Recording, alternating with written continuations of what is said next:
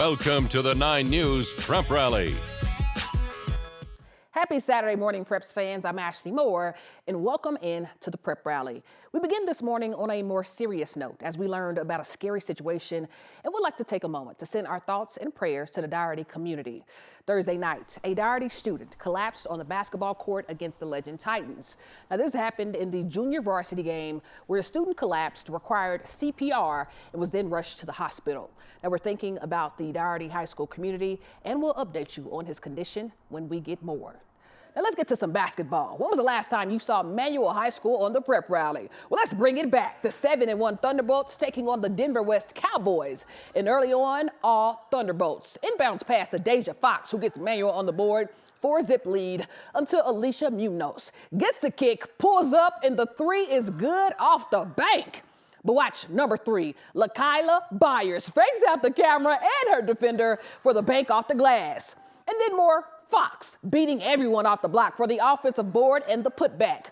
But West would make it a game and take the lead in the second thanks to this deep ball from Celeste Marquez, and it's nothing but net. And West would try again, this time a brick. But watch JC Colin Falcon muscle her way to the rim and through the contact for the and one as Manual gets the dub, 59-44.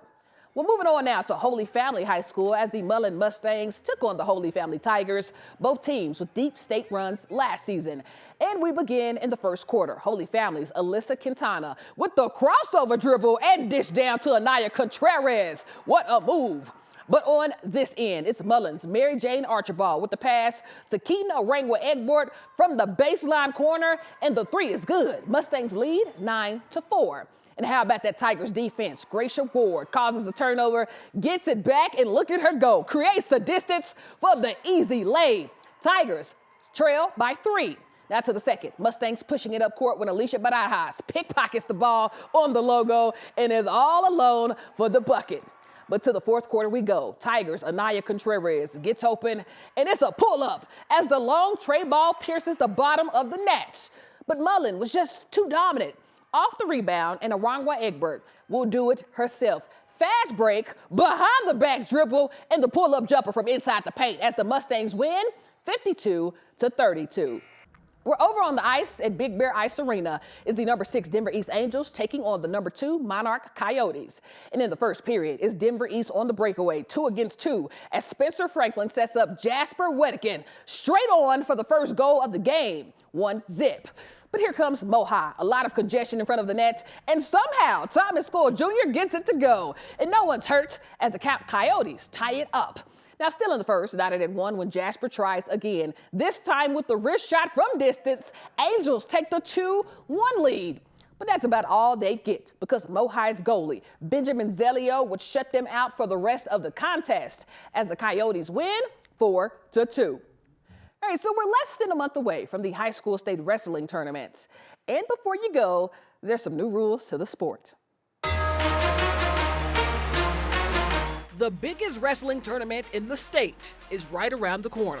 I've heard a lot of people say it. I mean, it's one of the best high school state championships in all of Colorado sports. But before you head to Ball Arena, there are some new rules to get used to.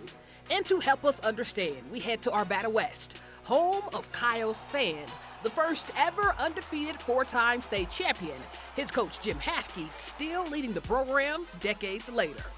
So this year, an offensive wrestler that scores a takedown is awarded 3 points. Last year was only 2 points. Now, instead of hearing 2, you'll hear 3. Next are near falls. If an offensive wrestler puts his opponent on his back and the referee has a 2 count, so 1001, 1002, that's 2 points. If the referee has a 3 count, that's 3 points. If the referee has a 4 count, it's 4 points. So a whole lot of points, which will benefit Austin U. Daly, who has a whole lot of wins. I mean, I like to score a lot of points, so it's helpful for me. But yeah, I love the new rule changes. Helps matches go by quicker, and I think it makes it a lot more fun. But to one of the biggest points of contention. Last year it was 2 points of contact. This year you only need 1 point of contact inside the circle. And you can still earn the fall from this point. New year, new rules, and hopefully another sellout at Ball Arena. The better wrestlers end the match quicker. Okay, for those who don't know, the wrestling tournament is Valentine's Day weekend, and we will be there, okay, for hopefully another sellout of 20,000+ fans in Ball Arena for high school wrestling. They did it once, let's do it again. Right, unreal. That is amazing. Thank you so much, Ashley. We'll be right back.